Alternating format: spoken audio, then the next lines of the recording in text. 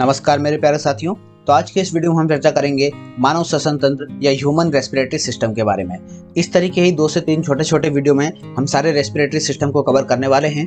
बात करें NCERT biology की सीरीज की, तो उस सीरीज का ये 11वां वीडियो है। इससे पहले 10 वीडियोस आ चुके हैं। अगर आपने वो वीडियोस नहीं देखे हैं तो मैंने एनसीईआरटी बायोलॉजी के ही नाम से एक प्लेलिस्ट बना रखी है और उसकी लिंक मैंने डिस्क्रिप्शन में दे रखी है। आप वहां से जाकर उन सारे वीडियोस को देख सकते हैं। अब चलिए ह्यूमन रेस्पिरेटरी सिस्टम से रिलेटेड जितने भी इंपॉर्टेंट फैक्ट्स हैं, जितने भी पॉइंट्स हैं, उनको हम एक-एक करके डिस्कस करते हैं। सबसे पहले हम बात करें ह्यूमन रेस्पिरेटरी सिस्टम के इंट्रोडक्शन की, तो हमारा जो श्वसन तंत्र होता है उसमें हम उन सारे अंगों को शामिल करते हैं जिनके माध्यम से हम हमारे शरीर में वायु का आदान प्रदान करते हैं। मतलब जो भी ऑक्सीजन हमारे शरीर के अंदर आती है और जो भी कार्बन डाइऑक्साइड हमारे शरीर से बाहर जाती है, उस सारी प्रोसेस में जितने भी अंग इसमें शामिल होंगे, उन सारे अंगों को हम मानव श्वसन तंत्र में शामिल करेंगे। अब इसमें कौन-कौन से अंग आते हैं? सबसे पहला तो इसमें होता है नाक या नोज जिसको बोलते हैं। दूसरी होती है नेजल कैविटी या नासागुहा। तीसरा आता है ग्रसनी या फेरिंग्स। फिर आता है स्वरयंत्र या लैरिंग्स। उसके बाद आती है श्वास नली या ट्रेकिया। फिर आती है ब्रोंकियोल्स और लंग्स और डायफ्राम। ये कुछ 8 मेजर अंग है जो हम मानव श्वसन तंत्र में शामिल करते हैं। इनमें भी सबसे महत्वपूर्ण जो अंग होता है वो होता है हमारा फेफड़ा या लंग्स। लंग्स जो होते हैं ये हमारे श्वसन तंत्र के सबसे इंपॉर्टेंट पार्ट्स होते हैं। अब चलिए इन 8 के 8 अंगों को हम एक-एक करके डिस्कस करते हैं और इनसे रिलेटेड इंपॉर्टेंट पॉइंट्स को समझते हैं। सबसे पहले हम बात करें नाक या नोज की, तो नोज जो होती है ये हमारे श्वसन तंत्र का सबसे शुरुआती अंग है। हमारा जो श्वसन होता है वो यहीं से शुरू होता है और हमारी जो नाक होती है ये 2 नासिक छिद्र या नोस्ट्रिल में विभाजित होती है। जो हम देखते हैं, जो हमारी नोज ओपनिंग होती है वहां पर हमें 2 छेद देखने को मिलते हैं जो हमारी नाक को 2 भागों में विभाजित करता है। अब हमारी जो नाक होती है इसमें हमें आगे की तरफ रोम युक्त त्वचा का स्तर देखने को मिलता है। मतलब हमारा जो आगे का पार्ट होता है नाक का, उसमें हमें जो त्वचा देखने को मिलती है उसमें हमें रोम देखने को मिलते हैं, कुछ छोटे छोटे बाल देखने को मिलते हैं। अब इनका काम क्या होता है? इनका काम ये होता है कि जो भी हम श्वास के जरिए हवा अंदर ले रहे हैं उसमें अगर कोई धूल के कण आ रहे हैं, कोई भी प्रदूषण या पॉल्यूशन आ रहा है, कोई भी बैक्टीरिया या कोई भी सूक्ष्म जीव आ रहे हैं, तो उनको ये शरीर में प्रवेश करने से रोकती है और इस तरीके से उनसे हमारी ये रक्षा करती है। पर बात करें नाक के मुख्य कार्य की, तो हमारी जो नाक होती है उसका मेन कार्य वो रिलेटेड होता है सूंघने से या स्मेलिंग से, और जो ब्रीथिंग का कार्य है वो यहीं से शुरू होता है। जैसा कि हमने अभी डिस्कस किया था कि नाक से ही हमारी ब्रीथिंग का काम स्टार्ट होता है।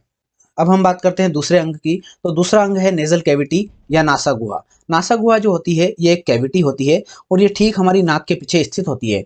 अब इसका काम क्या होता है? जो भी हमारे नासाद्वार होते हैं, जो भी नोज ओपनिंग होती है, वो वातावरण से हवा लेती है और वहां से हवा लेकर ये हमारी नेजल कैविटी में प्रवेश करा देती है। और ये जो नेजल कैविटी होती है ये एक अस्थि युक्त तालु के द्वारा हमारी मुख गुहा से अलग रहती है। यहाँ पे हम देखते हैं बकल कैविटी देखने को मिलती है जो हमारे मुंह में स्थित होती है। अब ये दोनों कैविटी मिक्स ना हो, ये दोनों अलग अलग हो, इसके लिए हमारे मुख के ऊपरी भाग में यहाँ पर हमें एक तालु देखने को मिलता है जो किससे बना होता है? जो हड्डी से बना होता है। छोटी छोटी जो हमारी फेस बोन होती है उन्हीं में से एक बोन से यहाँ पर तालु बना होता है। अब ये क्या करता है? ये हमारी नेजल कैविटी को बकल कैविटी से अलग कर देता है, जिससे क्या पॉसिबल हो पाता है? इससे ये पॉसिबल हो पाता है कि जब हम खाना खाते हैं उस समय भी हम सांस लेने में सक्षम होते हैं। तो ये काम होता है हमारे तालु का। अब हमने बात की थी कि जो हमारी नोज ओपनिंग थी उसने जो हवा वातावरण से ली उसने उसको कहाँ पहुंचा दिया? उसने उसको नेजल कैविटी में पहुंचा दिया। अब नेजल कैविटी का कार्य ये होता है कि जो भी वातावरण से हवा आ रही है, अगर उसका तापमान हमारे शरीर के तापमान से अलग है तो उसको गर्म करना या उसको नम करना और इस तरीके से उसके टेम्परेचर को कंट्रोल करके उसको हमारे शरीर के टेम्परेचर के अकॉर्डिंग बनाना, ये काम होता है हमारी नेजल कैविटी का, हमारी नासागुहा का।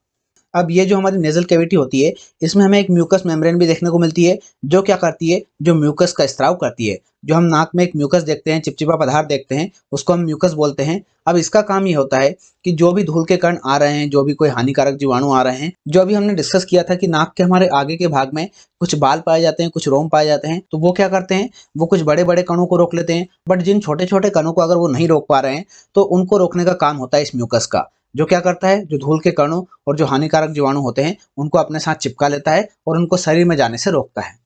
अब हम बात करते हैं तीसरे अंग की, तो तीसरा अंग है हमारा ग्रसनी या फेरिंग्स। तो ग्रसनी या फेरिंग्स जो होता है इसमें एक छिद्र देखने को मिलता है, उसको हम बोलते हैं ग्लोटिस। ये जो छिद्र होता है ग्लोटिस, इसके द्वारा ये हमारी श्वास नली से कनेक्ट होती है। मतलब ये जो अंग होता है ग्रसनी या फेरिंग्स, ये हमारे श्वसन तंत्र का भी पार्ट है और हमारे पाचन तंत्र या डाइजेस्टिव सिस्टम का भी पार्ट है। तो ये क्या करता है? एक छिद्र होता है ग्लोटिस, उसके द्वारा हमारी श्वास नली में खुलता है।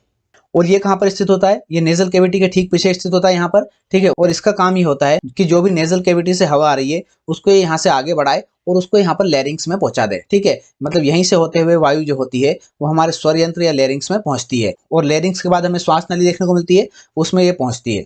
अब इसमें एक पॉइंट देखने को मिलता है कि अभी हमने डिस्कस किया था कि पाचन तंत्र का भी पार्ट है और श्वसन तंत्र का भी पार्ट है। तो जब हम खाना खाते हैं या भोजन को निगलते हैं तो वो खाना हमारी श्वास नली में प्रवेश ना कर जाए, तो इसके लिए जो फेरिंग्स का छिद्र होता है जिसको हमने ग्लोटिस बोला था, ये एक उपास्थि से बने कपाट जिसको हम एपिग्लोटिस बोलते हैं उसके द्वारा ढक दिया जाता है। इससे क्या होता है, भोजन हमारे श्वसन मार्ग में हमारी श्वास नली में प्रवेश नहीं करता है। अब चौथा पार्ट हमें देखने को मिलता है स्वर यंत्र या लैरिंग्स। स्वर यंत्र या लैरिंग्स जो होता है इसको हम कंठ या गला भी बोलते हैं, ठीक है। जो हमारे बोलने का काम होता है वो यहीं से होता है। इसका काम ये होता है कि जो हमारी ग्रसनी होती है, फेरिंग्स होती है, उसको ये श्वास नली से जोड़ने का काम करता है। देखिए यहाँ पर ऊपर है ग्रसनी या फेरिंग्स और नीचे है ये है श्वास नली। तो इन दोनों को जो जोड़ने का काम है वो काम होता है हमारे स्वर यंत्र या लैरिंग्स का। इसका मुख्य कार्य जो होता है ये हमारी ध्वनि उत्पन्न करने से रिलेटेड है। किसी भी तरह का जो बोलना होता है, गाना होता है, किसी भी तरह का, वो काम इसका मेन काम होता है। इसके साथ साथ ये हमारी ब्रीथिंग में भी हेल्प करता है और खांसने, साथ ही साथ खाने को निगलने और श्वसन मार्ग की सुरक्षा का काम भी इसका होता है। इसकी एक स्पेशलिटी हमें देखने को मिलती है कि महिलाओं और बच्चों में जो हमें स्वर यंत्र देखने को मिलते हैं, लैरिंग्स देखने को मिलते हैं, वो कुछ पतले होते हैं। अब इससे क्या होगा, इससे उनकी जो आवाज होगी उसमें हमें पिच अधिक देखने को मिलेगा। पिच अधिक होगा तो उससे उनकी आवाज पतली हो जाएगी। और इसका ठीक ऑपोजिट हमें पुरुषों में देखने को मिलता है। यहाँ पे हमें स्वर यंत्र मोटा देखने को मिलेगा, जिससे क्या होगा, उनकी आवाज में पिच कम हो जाएगा और इससे उनकी आवाज मोटी हो जाएगी। ये कुछ फैक्ट्स हैं जो परीक्षाओं में पूछे जाते हैं, थोड़ा सा ध्यान आपको रखना है इनको। अब हम बात करते हैं पांचवें पार्ट की। पांचवा पार्ट है हमारी श्वास नली या ट्रेकिया। अभी हमने लैरिंग्स को डिस्कस किया था। इसके नीचे का जो पार्ट होता है जो नली के आकार का होता है उसको हम बोलते हैं श्वास नली या ट्रेकिया। इसको हम विंड पाइप भी बोलते हैं। विंड पाइप इसलिए बोलते हैं कि जो भी हम हवा लेते हैं शरीर के अंदर वो इसी पाइप से होकर जाता है और इसका आकार पाइप के जैसा होता है, इसीलिए इसको विंड पाइप या हवा नली भी कहते हैं।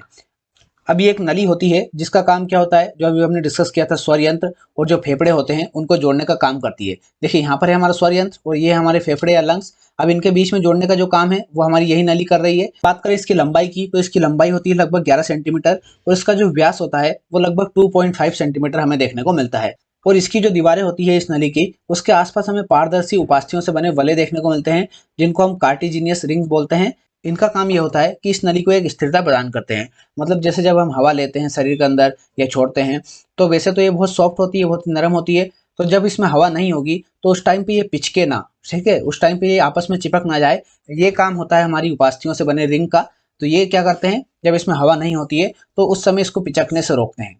इसके बाद हमें देखने को मिलता है छठा पार्ट जिसको हम बोलते हैं श्वसनिकाएं या ब्रोंक्यूल्स। ब्रोंक्यूल्स जो होती है ये श्वास नली के ही आगे के पार्ट होते हैं। श्वास नली क्या करती है, ये और नीचे की ओर जाकर जो हमारी थोरैक कैविटी होती है उसमें पहुंचकर दो भागों में डिवाइड हो जाती है। एक होता है दायां भाग और एक होता है बायां भाग। तब इनको बोलते हैं श्वसनिकाएं या ब्रोंक्यूल्स। और ये जो ब्रोंक्यूल्स होती है इनको हम कुपिका वाहिनियां या एल्विलर डक्ट्स भी कहते हैं। अब ये जो ब्रोंक्यूल्स होती है ये आगे जाकर और छोटे छोटे भागों में डिवाइड हो जाती है, उनको हम बोलते हैं वायुकोश या एल्विलाई। ठीक है, इस तरह के पार्ट है। जैसे यहाँ पर आप देख पा रहे हैं ये वाला जो पार्ट है ये यहाँ पर आपको कुछ इस तरीके से मिलेगा। ठीक है, कुछ इस तरीके से छोटी छोटी संरचनाओं में आपको देखने को मिलेंगे। ये सारे फेफड़े में फैले रहती है और इनको हम बोलते हैं वायुकोश या एल्विलाई। एल्विलाई जो होती है ये हमारे फेफड़े की संरचनात्मक व कार्यात्मक इकाई होती है। जिस तरीके से हमने पहले के वीडियोस में डिस्कस किया था कि जो हमारी कोशिका होती है वो हमारे शरीर की संरचनात्मक और कार्यात्मक इकाई होती है, उसी तरीके से फेफड़े की बात करें तो यहाँ पर देखने को मिलता है हमें एल्विलाई। एल्विलाई जो होती है हमारी फेफड़े की कार्यात्मक और संरचनात्मक इकाई होती है। यहीं पर आपके लिए एक क्वेश्चन भी छोड़कर जा रहा हूँ कि जो हमारी किडनी होती है उसकी कार्यात्मक इकाई क्या होती है। अगर आपको पता है तो कमेंट सेक्शन में जरूर बताइएगा। ठीक है, बढ़ते हैं आगे।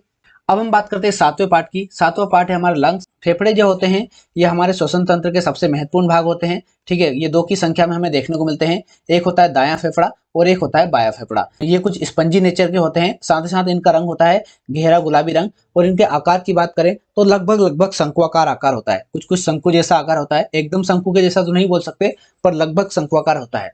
अब इनका मुख्य कार्य क्या होता है कि जो भी हमारे शरीर के अंदर हम वायु को ग्रहण कर रहे हैं उस वायु में से हमारे शरीर को ऑक्सीजन उपलब्ध कराना और जो हमारी कोशिकाओं की गतिविधियों से कोई भी जो प्रोसेस हो रही है कोशिकाओं में उससे जो कार्बन डाइऑक्साइड बन रही है उसको हमारे शरीर के बाहर निकाला। ये काम होता है हमारे लंग्स का, हमारे फेफड़ों का। इसमें भी क्या होता है, जो दो फेफड़े होते हैं, एक दायां फेफड़ा बायां फेफड़ा। तो इसमें जो दायां फेफड़ा होता है वो हमारे बाएं फेफड़े से कुछ बड़ा होता है, कुछ चौड़ा होता है। परंतु बात करें लंबाई की तो लंबाई में हमें ये बाएं फेफड़े से छोटा देखने को मिलेगा। मतलब जो दायां फेफड़ा है, सीधा फेफड़ा है, ये हमें कुछ बड़ा देखने को मिलेगा, कुछ चौड़ा भी देखने को मिलेगा, बट लंबाई इसकी बाएं फेफड़े से कम होगी।